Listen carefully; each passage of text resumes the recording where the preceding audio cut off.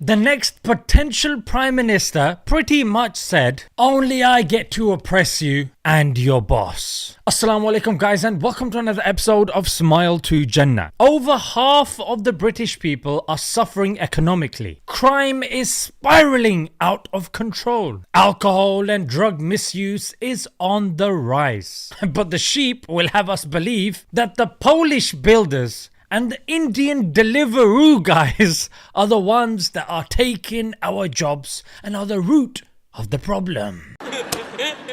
Rather than dealing with the actual issues at hand that affect most of the population, in the last month we've seen debates about stopping and banning halal meat, Muslim men refusing to shake the hands of women, and now it's the burqa, or the mainstream media says Burqa, the face covering, which I might add, it's worn by less than 1% of the population. But apparently this cloth is more important than the genocide taking place. Israel flouting international law while it arms Israel as it ethnically cleanses its colonized population. Ladies and gentlemen, a woman in a burqa is not going to cause your children to change and switch genders.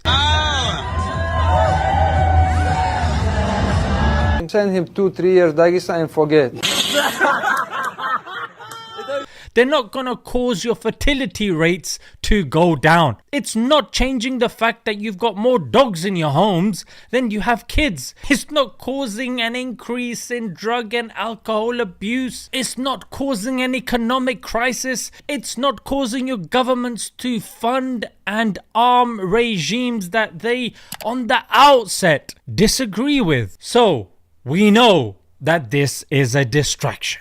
And we have had organizations that evidence this. One such study was done by C.A.R.E, C-A-I-R, and the University of California. They looked from 2008 to 2013 and they discovered $200 million was spent by 74 different groups to spread Islamophobia.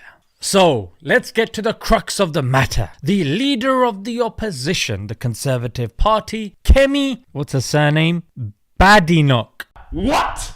Badenoch said the following. My view is that people should be allowed to wear whatever they want, not what their husband's asking them to wear or what their community says. Right, so she is against anyone controlling what women wear. Absolute freedom. Let them do what they want. Hell yeah. Organisations should be able to decide what their staff wear, for instance.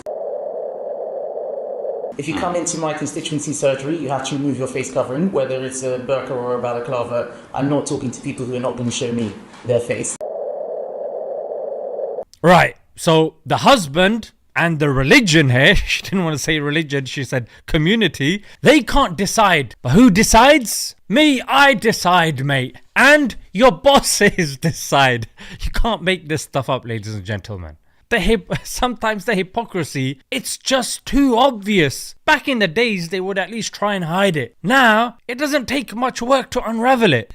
She literally said she's not going to speak to anybody who comes in with the burqa. This woman is aiming to be the leader of the UK, and she just can't hide her extreme feministic tendencies, which are: your husband can't tell you what to do, but your boss can. No one should be able to dictate what you wear, but I can. And if she comes into my office wearing something I don't agree with, I'm just not gonna talk to her, man. That's a leader right there. So how did your talk with Iran go? Yeah, I'm not talking to him.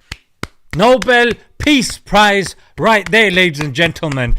Give her your votes. So to summarize, she believes that women that are covered up are oppressed. She, rather than dealing with this oppression, is further adding to it by saying, you're already oppressed, but when you come to my office, rather than me oppressing you, I'm going to oppress you further by limiting your political expression. Yeah, I know you're coming with an issue to do with politics and my policies, but I'm gonna blank you. Yeah, I'm gonna tell you you're not welcome. Why? Because of that fabric on your face. If a guy comes in with a motorcycle helmet, if he's coming with a package delivery, that's alright, mate. If the Chinese, Japanese people come with the face masks, that's alright, mate. But you can wear what you wear, but I'm gonna kick you out. And if that's not all, Miss Irrelevant wanted to give her 2 cents as well. Of course we need to ban the burqa. We should have done it years ago.